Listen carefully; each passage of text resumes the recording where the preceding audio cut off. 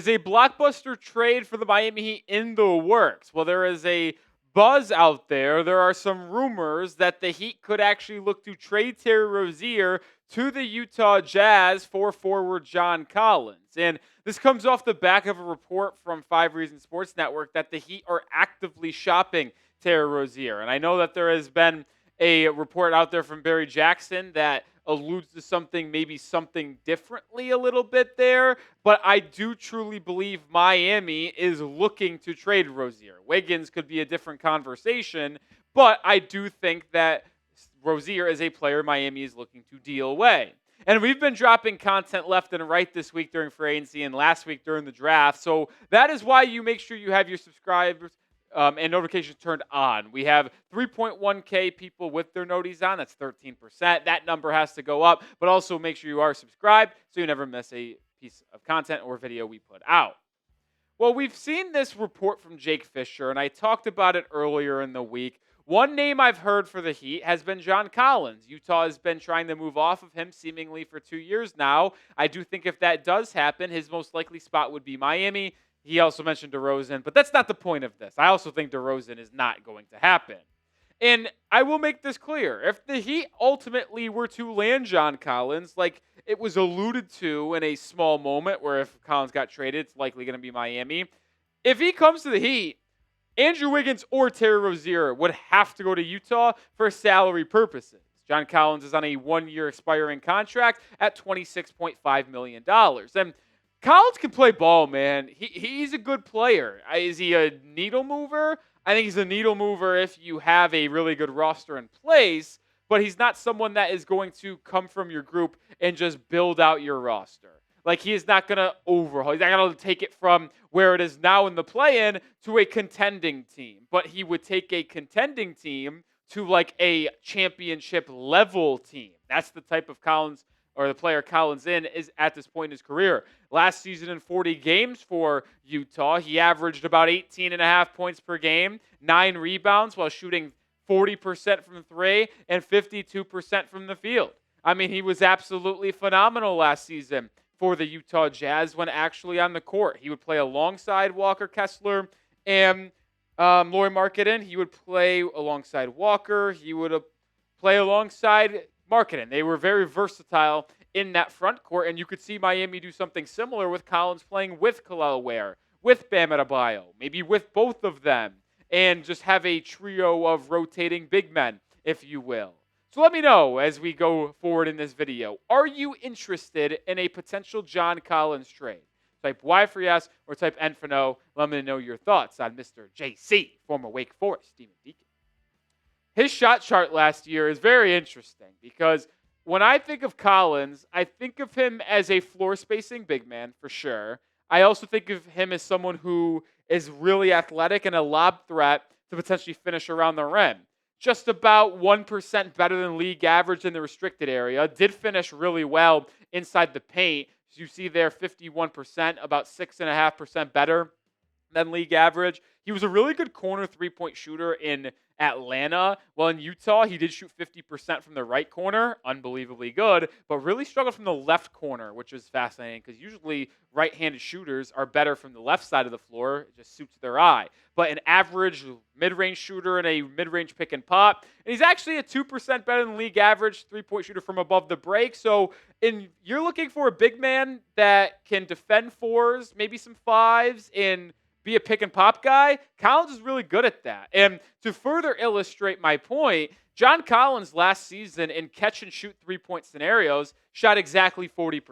Now, we showed you the raw numbers that he shot 39.9%. Pretty much every single shot that Collins took from beyond the arc was off the catch. It's not like he's doing a dribble pull-up or the rare time he pump fake one dribble, then puts it up. Most of it's a catch and shoot 3. So 3.5 attempts a night at 40%. Yeah, that's a pretty solid floor spacing big man that can work with Bam and work with Kel'el Ware on the glass as well.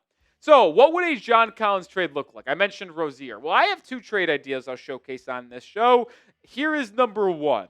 This is the Terry Rozier deal. Rozier and Haywood Highsmith to the Jazz to get John Collins in return. And some people might say, well, why in the hell would I trade Haywood Highsmith alongside Rozier to get John Collins. But I do think even though Collins is a better player, they are similar in value, but not so crazy to where I'm offering any second round or first round draft capital to get off of Rozier's contract. And we've seen the reports. We've seen the quote unquote plan for the Miami Heat. It's supposedly leaning into young guys. If we're leaning into young players to let them develop and develop into a larger role, then it makes Haywood Highsmith expendable. Let's look at the Miami Heat forwards that they have. Take away centers and big man. Take away the guards. You just look at players that play on the perimeter and on the wing.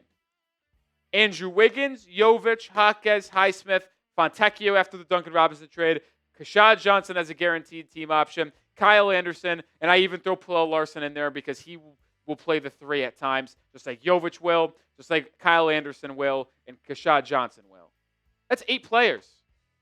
That is 8. That is half your roster on this screen right now. It is way too crowded. It is. And if I am going to continue to lean into the youth movement, Kyle Anderson should never play. Rozier should never play. Haywood Highsmith's on a 1-year, $5.5 million deal. Is he part of your long-term plans? He's a really good rotational player. I love Haywood Highsmith. I would be heartbroken if we lost him, to be honest. But I would understand why the Heat would get rid of him, because who else are you getting rid of in that crew?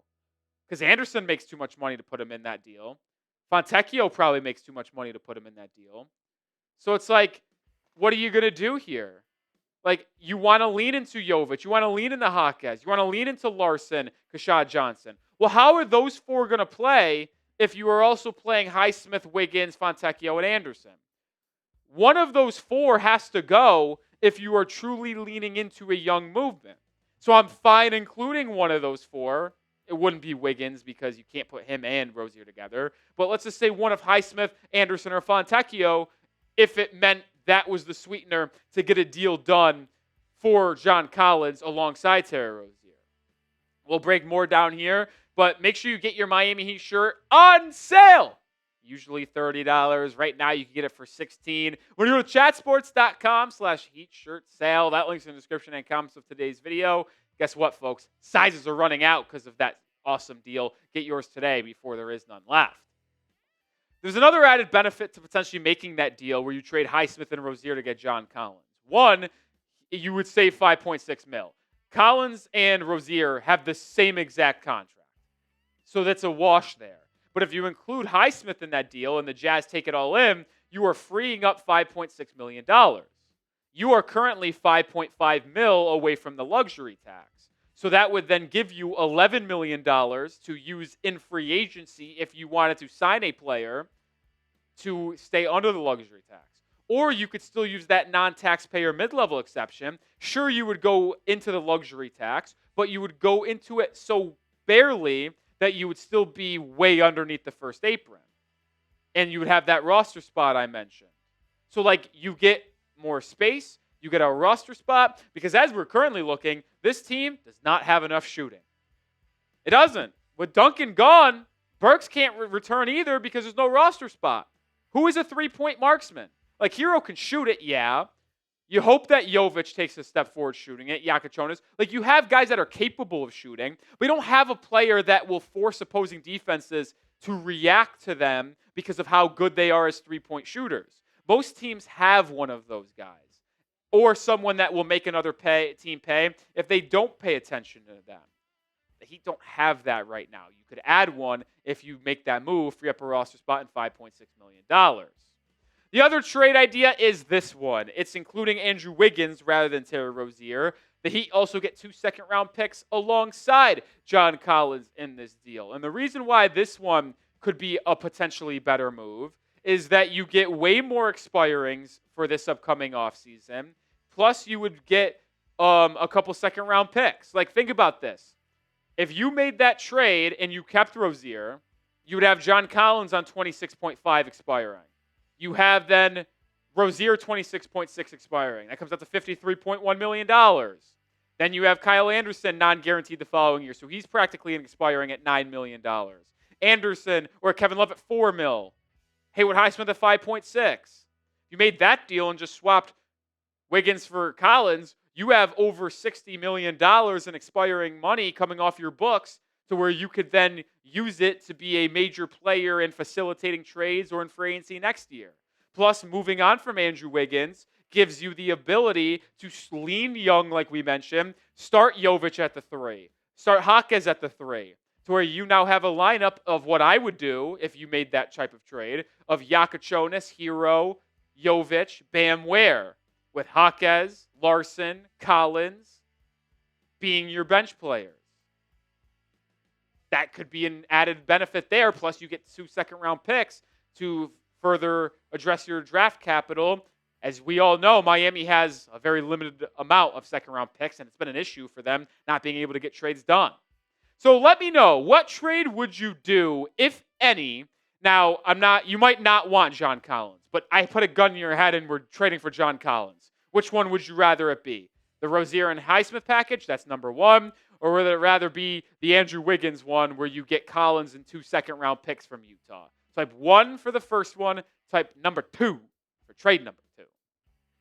If I had to pick, I do think I would prefer to do the trade that has Rozier and Highsmith in it, because I do think you could get better value for Andrew Wiggins, whether it's from the Los Angeles Lakers or someone else at the trade deadline this upcoming year. I know it would be terrible to have him opt into that player option after the season, and then you don't really have that much space in the offseason and free agency and to help facilitate trades. But I think you could just do better in a return for Wiggins. And expiring in 2 second-round picks for Andrew Wiggins, I don't think is the best value. Plus, you don't create a roster spot that you could use in free agency.